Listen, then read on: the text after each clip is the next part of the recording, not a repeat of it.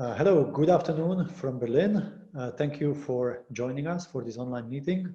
We are fully booked. We have about 100 registered participants. So thank you also for your patience for at the beginning when you had to wait to enter. My name is Milan Nič. I am the head of Central and Eastern Europe and Russia program at the German Council on Foreign Relations, also known as DGAP. This is part of our series of weekly online events on our target regions. And this time we are not doing a webinar, but rather a more interactive video discussion. And the whole purpose is to invite you to interact directly with the speakers later in the course of our discussion. In the next 60 minutes, so we are going to talk about the 6 countries of Europe's Eastern Partnership. Ukraine, Belarus, Moldova, Georgia, Armenia, and Azerbaijan, and how they are coping about the coronavirus crisis so far. What's the scale of pandemics? We will discuss their state responses and comparisons among them. Also some trends, structural deficits, external powers, and how the EU could step up even further its role there. It's my honor to introduce you our distinguished speakers, starting in Brussels with Katarina Mathernova, who is Deputy Director General at the European Commission's DG for Neighborhood and Enlargement Negotiations, and also the acting head of support group for Ukraine.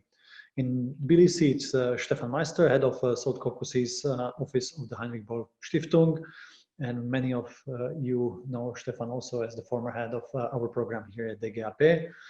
And our third speaker is my colleague Cristina Gherasimov, DGAP's research fellow, who wrote the policy brief. And Cristina wrote a policy brief on the same topic last week, and we will share a link to it in our chat section. If we can start with the charts, looking at the official data in the 6 countries, and you can see that the curve of officially reported infections is the steepest in Belarus. Also, it's very high in Ukraine. However, if you look at proportions, at how are these numbers translated into number of cases per 1 million citizens, the ratio is the highest in Moldova, which is also the smallest country. We will come back to these numbers during discussion. If I may start with a bigger picture. Let's talk about the bigger picture emerging from the state responses to pandemics in these 6 countries. Stefan, from your perspective, what do you think is crucial as in terms of what factors do we see here? Structural deficit, something that was there for you as an analyst, also that you paid attention to before the crisis, but this crisis just aggravated it, and it's becoming even a bigger problem. Yeah, I think this is always maybe the 2 points of the crisis. It's on one hand, it's a chance to make things differently. And on the other hand, it shows also the weaknesses which already exist, or the trends which already exist. And I think one of the main problems we can observe in the South Caucasus is the socioeconomic policy and the dependency also of the society on one hand on migration, on labor migration, yeah, which is now not possible, but also the lack of a social system. Also in the countries, gray labor market, yeah, where the majority of the people work in subsistence agriculture, where, for instance, Georgia has focused on the tourist market, on real estate market, and is dependent on in the end on 1 or 2 sectors, service sector and tourist sector, and at the same time there's no social system which can help the people in this situation. Yeah. So, and I think these societies. So we had some growth in the last years in all the 3 South Caucasian countries, but this is a very fragile growth. Yeah. And I think this crisis will hit bigger parts of the society, not only older people with very low pensions, but also young people in precarious jobs in the service sector, very low paid, which don't have long-term contracts, but just unemployed now. And I think this is also something the EU will have to deal somehow. Yeah, so I think how to help after the crisis these countries. Yeah, in terms of economic recovering in a time where the EU itself needs a lot of money to recover economically. So this is one point. I also want to make a second point. If you're looking to Azerbaijan, which is really the most authoritarian state in the region, and we can observe how Aliyev is using this crisis, this pandemic crisis, also to crack down opposition, to blame the opposition as a fifth column,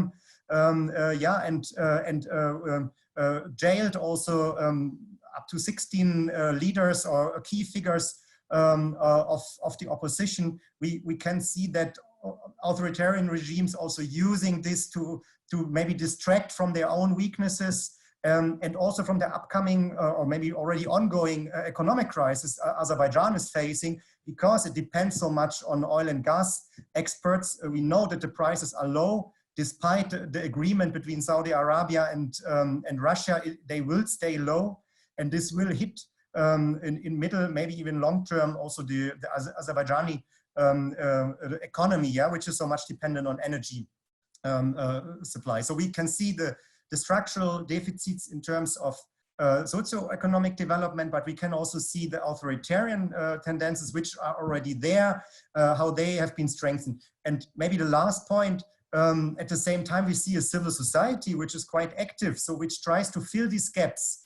This is the field also I'm working here in the region with the Böll Foundation, and I think you can see that there are weak states, there's bad or weak governance partly in the region, and you still see a society, or you see a society which despite this crackdown, for instance, in Azerbaijan, is trying its best to fill these gaps, to help each other. A lot of solidarity, maybe also experience from the 1990s, which were very hard for all these societies.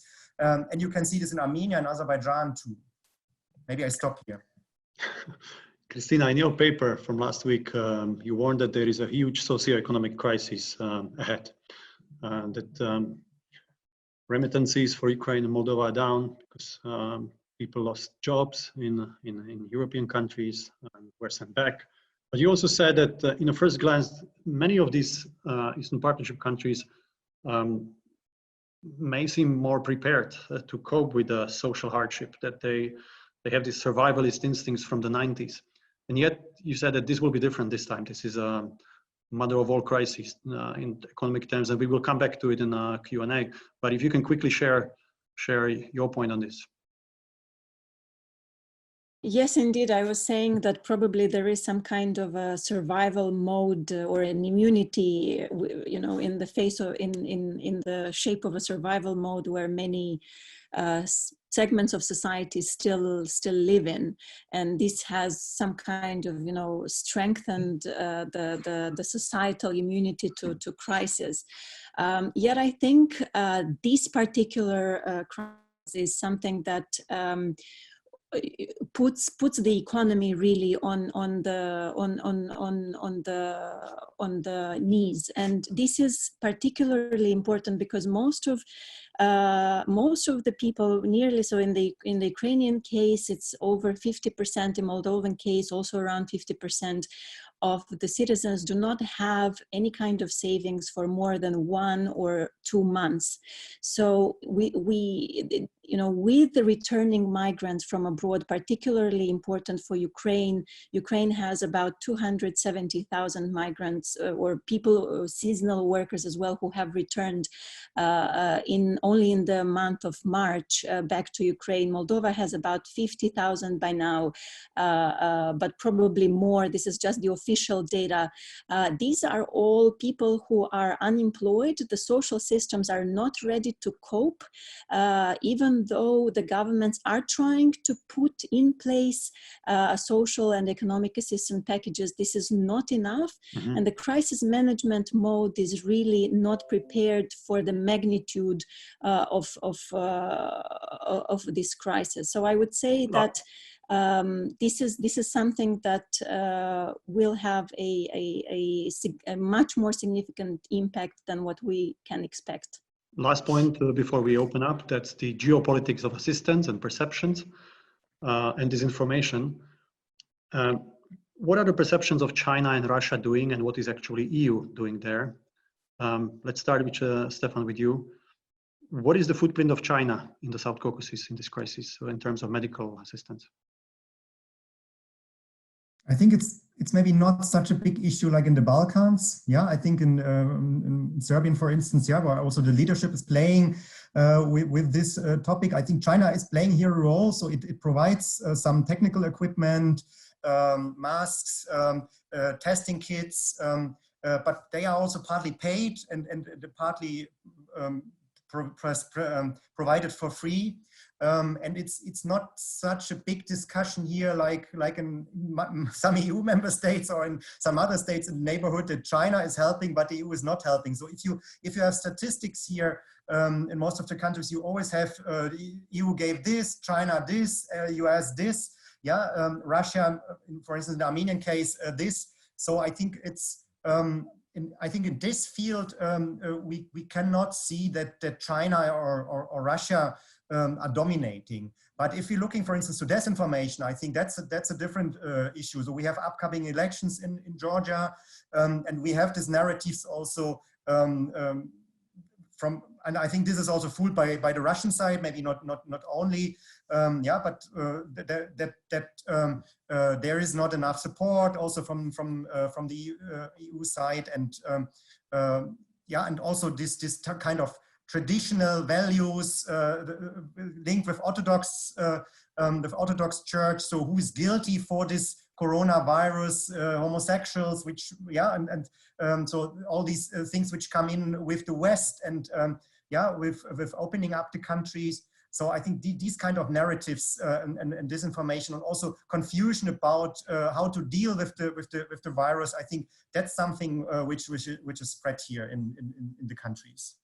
Katarina, if you can briefly comment, what is the EU, what the Commission has done, and are you concerned about debates and perceptions? You need to unmute yourself. Sorry, I'm concerned about the perceptions. I'm concerned about the spread of the disinformation.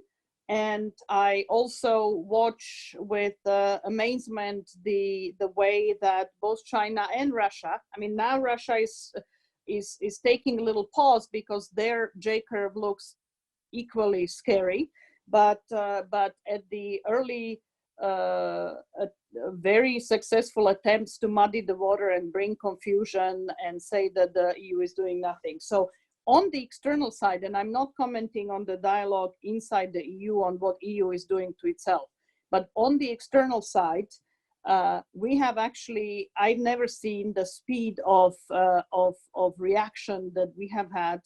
And as of last week already, and I hope you all noticed it, on Wednesday, communication came out, and for the region of neighborhood and Western Balkans, for the neighborhood and enlargement countries, we have reprogrammed 4 billion of euros in assistance. On all of the EU basis, together with pledges by member states and the EIB, it's 20 billion altogether. On the Commission side, it's 10 billion, and out of that 4 billion for the region that also covers the Eastern Partnership. This does not include what we are now processing, which is 3.5 billion in macro financial assistance. And you talked, Stefan, about Georgia. To give you an example, Georgia has acted very quickly, very resolutely, shut down the economy. So on the health side, their crisis is relatively better off than the other countries. But economically, they are hit extremely hard. including the fact that their tourist season is going to amount to nothing. But they are going to get not only a lifeline, substantial amount of money in hundreds of millions of euros in grants from the EU. And so hopefully that will be able to counterbalance the narrative as well. Similarly, Ukraine, all of the other countries, we are reprogramming for Moldova, for Belarus, for Armenia. We have relatively smaller amounts for Azerbaijan traditionally, but there we are also trying to reorient the resources that we have. Okay, with this, let me open the Q&A session and invite Marina once again to explain the rules. Thank you, Milan. Let me remind you how to use Zoom during the Q&A session. To make a comment or ask a question live, please click raise your hand button and ask the question after the chair addresses you. You may also write your question into the chat. But however, we do encourage you to speak live, and we also encourage you to have your videos on while speaking, and please do not forget to unmute yourself when speaking. Thank you. Thank you. With this, I already see several questions and people who want to come in. Perhaps we start, we go to Kiev, to Sergei Gerasimchuk at the beginning. You need to unmute yourself, Sergei. Hi. Go ahead. So could you repeat the question? Over to you to comment or ask questions or provide us with Ukraine perspective. I would be interested about the state weakness that you see and the trend in cases and the deaths. Yeah. Very briefly, if you can. Okay. I'll focus on a few issues. First, speaking about civil liberties, there is a sort of dubious situation in Ukraine, tricky situation in Ukraine, because in Ukraine we do not have state of emergency, only emergency situation, which is different because emergency situation does not permit government to violate constitutional rights. However, the decree violates them, so all the cases have to go into court, which makes the situation a bit complicated. Also, I wanted to comment a little bit on Easter and the Orthodox Church. Actually, in Ukraine, we have few denominations. We have Greek Catholics, we have Orthodox Church of Ukraine and Russian Orthodox Church. Russian Orthodox Church so far is the biggest one and the most reluctant one to any restrictions. Just yesterday, the Metropolitan, who is the head of the church in Ukraine, invited actually people to the churches on Easter. And despite the fact that the place with the highest number of people who are tested with coronavirus and who are infected is in Kiev-Pechersky Lavra, and in 2 days the number of monks who are infected tripled. So first it was 30 people, now it's 90, which makes the situation very complicated, in particular bearing in mind that Easter is coming. Also speaking about... Sergei, do you know, sorry to interrupt, do you know how many tests on coronavirus has been done so far in the whole of Ukraine? Yep. So the number of tests is 39,084 total. And out of then confirmed cases, 3,764. Yeah, which is 10% of the tested, but the number is really low. And do you know what's the capacity of testing per week or day? Is it increasing? Well, the point is that Ukraine, due to the deficit of tests, rejected mass testing. And there are only 2 reasons for being tested. It's the indicators that are showing that you have these features that are applicable to coronavirus, and also you have pneumonia. So only people who are in the group zones, in this zone risk zones are being tested. There is no mass testing, and that's a problem. And another problem is that out of those infected, 20% are medical personnel, which means they are not enough equipped. Thank you, Sergey. We have to leave it at there, and let's move on to Gwen Sase, who Thank you has very much. raised hand. Thank you, and thanks for hosting this discussion, and thanks to the speakers. I've got two questions, if I may, and one is, in opinion polls, we can already see a drop in trust in government institutions and government, whoever is in government in the various countries. And I would like the panelists to think about it, to share with us how they see this process unfold, what the consequences of that politically are going to be. And the second question is a more specific one. How much are the governments, the various governments, signaling, and also the EU, that there will be support for, in particular, small and medium-sized enterprises, which will be worst hit? And I think in many ways, countries can be kind of thrown back in terms of economic development by several decades if help and assistance isn't given. Thank you. For economic dimension of this crisis and what's coming, let me invite Robert Kirchner, who conducted a study or is about to publish a study. So please share your conclusions with us, if you can, briefly. Yeah, thank you, Milan, and good afternoon to everybody. I hope you can understand me. Indeed, it is a very good question about the economic impact of the coronavirus pandemic. And we are working in our project, German Economic Team, across the four Eastern Partnership countries on exactly that issue. But I would like to draw your attention to some data that the IMF released yesterday, the World Economic Outlook. Probably some of you have seen them already. And the IMF foresees the biggest economic slump since the Great Depression of 1929 in the world economy. So that is indeed something very worrying. And also our region is affected, of course. The drop in GDP will range from 8% in Ukraine's case to 4% in Georgia. Now, one should keep in mind, still there was a lot of uncertainty with these forecasts, and they actually almost changed by the day. But there is a huge drop in activity. Just if we go 3 months back and look at the outlook in January, right? All the countries in the region were supposed to grow by 3–4% positively. And now we have these huge declines. So this is indeed something which I think we haven't seen for many, many years in the world economy and in the region. Why is growth declining so quickly? It's the mixture of the impact of domestic lockdown measures, which are necessary given the underfinanced health system, but also external shocks. So these countries are very open, they trade a lot, they export a lot, they export commodities in some cases where the prices also dropped.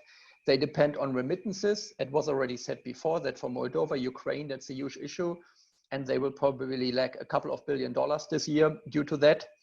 And then we have also the oil shock. The oil shock, the drop in oil prices, which is also related to some extent, at least to Corona, actually benefits some countries like Ukraine, which is a net energy importer, but it also puts other countries under pressure, like for instance, Belarus. So Belarus is also forecast to decline GDP of 6%, which is huge, which they haven't experienced for many, many years since the 90s. So even they will be affected by the crisis very strongly. So how would you wrap it up that the economic slump will be huge everywhere around the world, also in Europe, but these countries will face it even a deeper slump and are more vulnerable? No, I would not say they face a deeper slump. Actually, the numbers for the developed economies overall, they look even worse. So emerging economies, and we are talking here about emerging economies, they have a relatively smaller decline in GDP on average than developed economies, but the fiscal and monetary space to react, so the policy response is much more limited. And Stefan also mentioned previously, they don't have really good social systems. They have a very high informal sector, which cannot be so easily supported by government measures. So the whole setup is much more difficult. And that's why I think the role of international financial institutions, the IMF, World Bank, and EU institutions is so important to overcome this crisis. And I think it's very encouraging that we see now in many of these countries a new push for an IMF deal, for instance, in Ukraine. I think this is really something that makes the authorities go for the IMF, and also in other countries. Let me tie this question with another one in the chat and invite our speakers to come in. I will start with Katarina, and there's a question about whether the EU has a plan how to improve its communication strategy to better inform people about its assistance and how it supports the governments in response to coronavirus, and also to address the anti-EU propaganda. It's a question from Joanna Hossa. I think our ability to communicate better is work in progress. I think that we are trying. That was part of the reason why we spent so much energy and effort last week. And I think in the countries that at least DG NEAR covers, there is quite a lot of clarity and quite a lot of buzz around the support that we give. I would like to address the Gwendolyn's comment. This is particularly what we have been concentrating on. Is one line is to provide macro-financial assistance along with the IMF. That's the package of 3.5 billion I was mentioning that is going through the process now as an emergency macro-financial assistance to boost up the treasuries. But the effort that I personally have led on over the last 3 weeks was work with the IFIs on reorienting our SME support to bring emergency quick cash injections into the economy, to the SMEs, to mid-caps that carry a lot of employment, but also the segment that I'm particularly worried about is the self-employed, because there is a huge percentage of, self-employed, gray economy, informal work in this region, and those are going to be people that have a particular problem. So that's been a huge focus of us, alongside with the macro-financial assistance. And the third point that I would like to make, and there is a lot of questions in the chat on it, we also, and I mentioned it at the beginning about the civic crisis, we actually set aside upwards of 10 million euros to boost the civil society response and financing via our framework partners to get the civil society actors, the NGOs in the region, lifeline, which I think is extremely important at this point. And on the communication, the biggest room in the world is the room for improvement. Cristina? I will pick up on Gwen's question on the state, on the declining state of public trust in state institutions and what kind of effects that might have. Very briefly, there is already a chronically low level of trust in state institutions. In the case of Ukraine, it's very difficult to disentangle how much this is related or unrelated to the corona response, because there is so much going on domestically as well. There is frustration with how developments on Donbass are going on. There is frustration on domestic reform agenda. In the Moldovan case, again, there is a lot of distrust and frustration on how the current coalition is dealing with the overall situation in the country, not only with the corona in particular. So it would be difficult to disentangle, but definitely would the lowering level of trust would have a couple. I would like to focus only on 3 effects. One is potential for social unrest. I do see a lot of migrants, particularly coming back, who left for a particular reason because they were either, disappointed with the state or they couldn't find employment in the country, and they are coming back and they are seeing the states in a much worse state than expected, probably. 2, there is election season in 3 countries this year: Belarus, Georgia, and Moldova. This is a very good opportunity to punish the state depending on how they respond, or to award the current government depending on how they respond to the crisis. And finally, this is also an opportunity I see for the civil society and for the private sector to actually, have, or to get a new bargaining with the state institutions, because we do see civil society stepping in actively and massively in all of these countries. We do see a lot of initiatives on behalf of the private sector, and that is on the background of the falling trust in public institutions. So this would be, let's say, the positive effect that I could see on the long term. This sounded quite optimistic, Stefan. What do you see in South Caucasus, in particular in Azerbaijan, with its authoritarian system and reaction to this?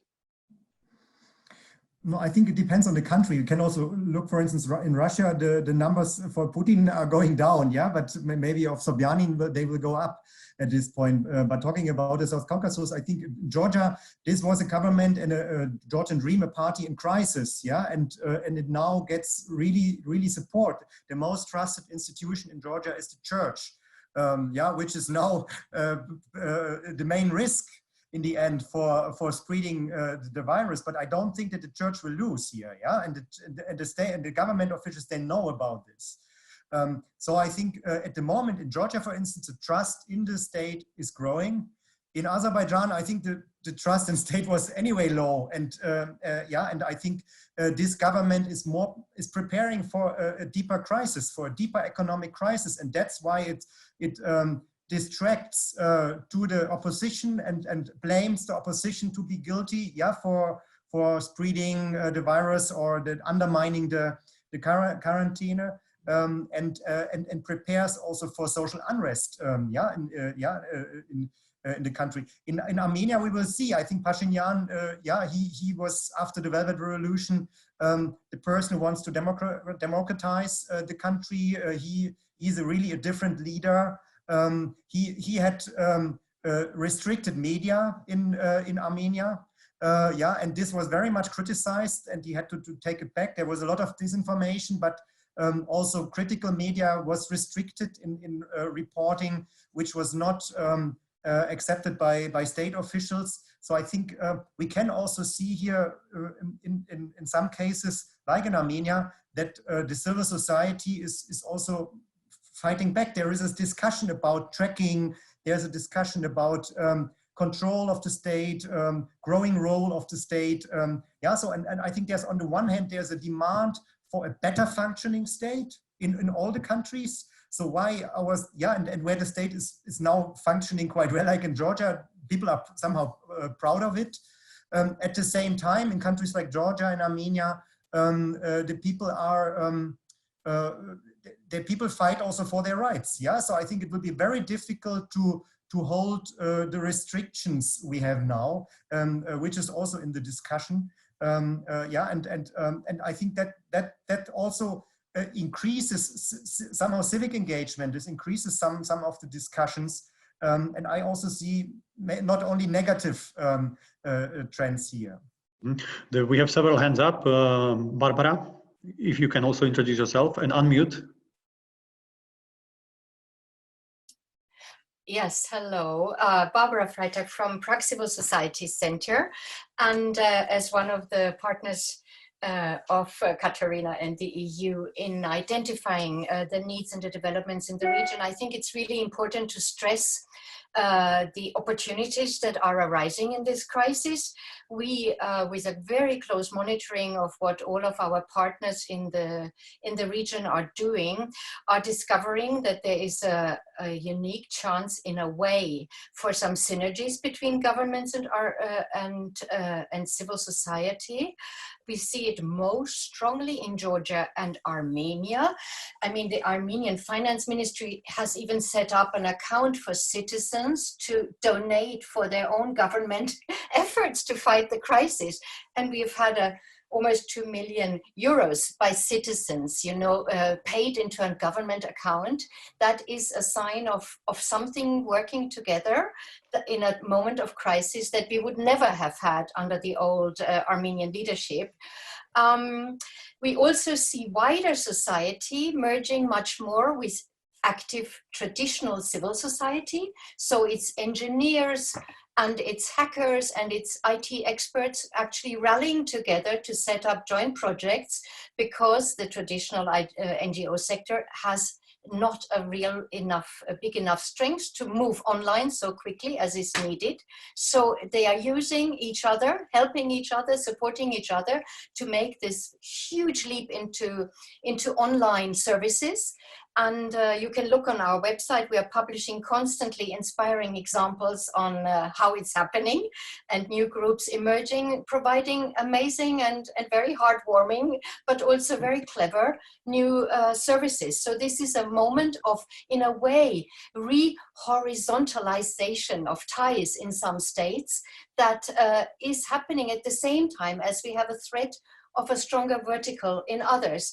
And I think it's very, very important to support this trend, because we, in a way, needed a crisis like that for this trust and this joint need for each other to develop.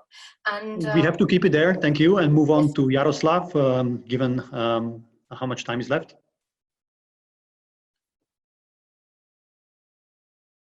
You need to unmute yourself.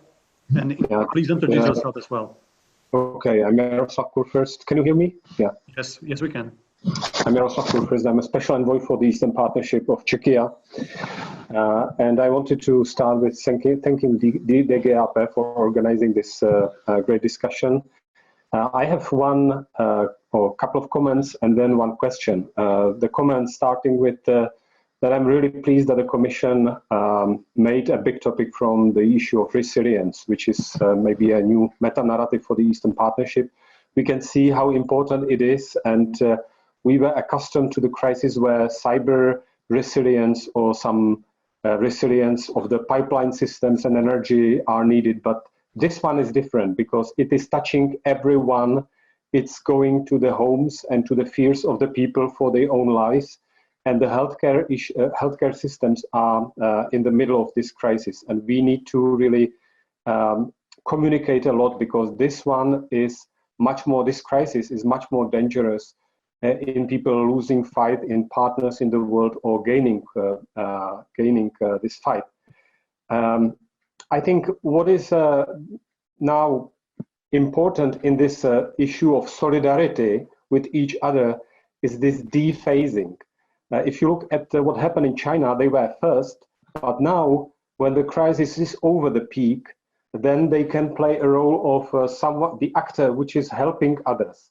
Then there was European Union, then the US, and then if we look at the curves, the threat is that the next after Europe, next wave could be eventually, hopefully not, in the Eastern Europe. And I think EU should be very quick in help if really the negative tendencies are materializing. We are now the V4 presidency with a very modest contribution. There was a ministerial conference last Wednesday, and we launched the V4 East Solidarity funding for projects for the Eastern Partnership from International Visegrad Fund, and hopefully to find really the quick reaction and quick expression of needs in Eastern Europe. We only have, thank you, Jaroslav. Sorry, I have to cut you there. We have time only for a very quick round with our speakers. Katarina, let's start with you. And if I may add to what Jaroslav has been saying, if you can share with us, this is on record, what is the plan regarding the Eastern Partnership Summit in June? Will you go ahead with it? How will you adapt the communication that had actually resilience as its the resilience of Eastern partners as its central point? On the summit, we'll have to. We are actively discussing what would make sense, and I think that nobody can really predict where we will be in June. So I think that give us a little bit of time. There is reflection on what form it's going to take. What I do know is that the Foreign Affairs Council next month, we'll have a discussion on Eastern Partnership and on Ukraine specifically. So I think that's good news. In terms of the communication, yeah, I mean, I thank you for Jaroslav for the words and Milan. I was very personally intrigued and pushed hard for keeping this meta narrative on resilience, because I didn't have any black ball that I could predict future, but the issue of resilience touches all aspects of our lives, from economic through societal, health system, clearly environmental. So it really looked like the theme that could hold the future of Eastern Partnership together. And I'm very glad that we found agreement on it. So there is nothing that we think that the communication needs to get adapted. I think it's very well adapted for precisely this work. What we are developing and rolling out is the concrete assistance along the three axes that I said: health, economy, and civil society, and we'll continue. Cristina, I'm sorry, you have 30 seconds. 30 seconds, just to say that the help of the Commission is particularly bold out there in comparison to other international partners. But what I would like to just say one thing here is that it's important to also focus on making sure that this money are trickling down to the ordinary citizens, because when it comes to distributing these funds and having clear implementation action plans for the financial assistance that is being granted, many countries in this region have issues with this. So this is something that needs to be closely monitored. I don't know if the Commission has the capacity to do that, but at least in some kind of collaboration or partnership with local institutions, non-governmental, of course. And Stefan, we'll close with you.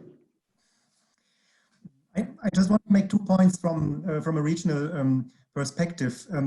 Picking up what Barbara said, I think there is a new dynamic also of civil society engagement, what we can see here in the region, and new coalitions also with different actors in the countries. And I think this challenged the regimes, and this challenged also bad governance, yeah, in many ways.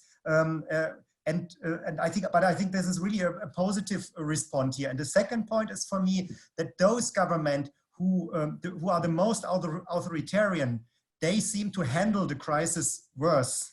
Yeah, so if you look to Belarus, if you look to Azerbaijan, if you look to Russia, for instance, and governments who are, let's say, hybrid, yeah, and maybe more democratic, like Armenian government and also Georgian government, despite all the critics you can put on them, yeah, I think are handling quite well, and they engaging also with the civil society, yeah, and with the society, and have to understand they have to explain certain kind of things, and I think that's I don't know, maybe I don't know if this will just end and then it was like before, but my impression is some new dynamic is here also in this region, and we have to follow it, we have to pick it up, and we have to also from a EU perspective look to these maybe new actors, but also look to this kind of cooperation between government and civil society. I think that's a very interesting trend.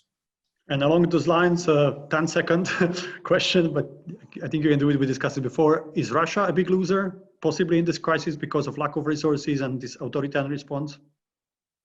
And it's in terms of its role in the region?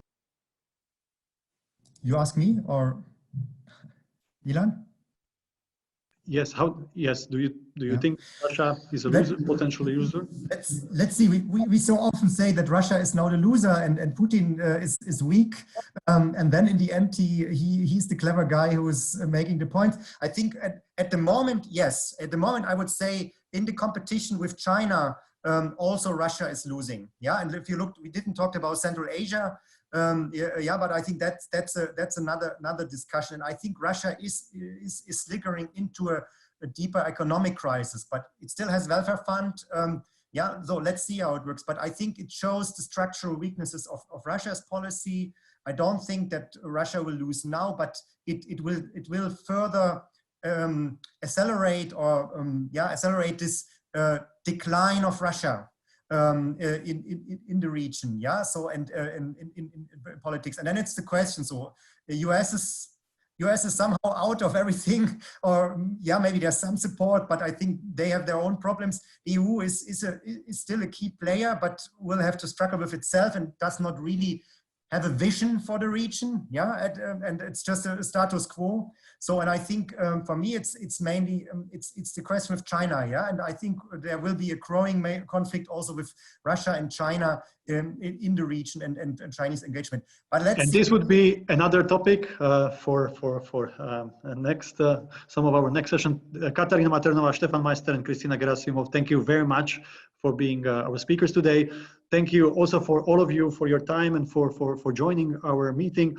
Thank you also for bearing with us. This is learning by doing and lessons learned. It was our first online format with a hiccup at the beginning. So we also are ending up 4 minutes late, but please reserve your time next Wednesday at 3 p.m. We will also have an interesting panel and topic to be announced later. Have a good day. Thank you, yeah, for organizing it. Thank you. Okay. Bye. Bye-bye.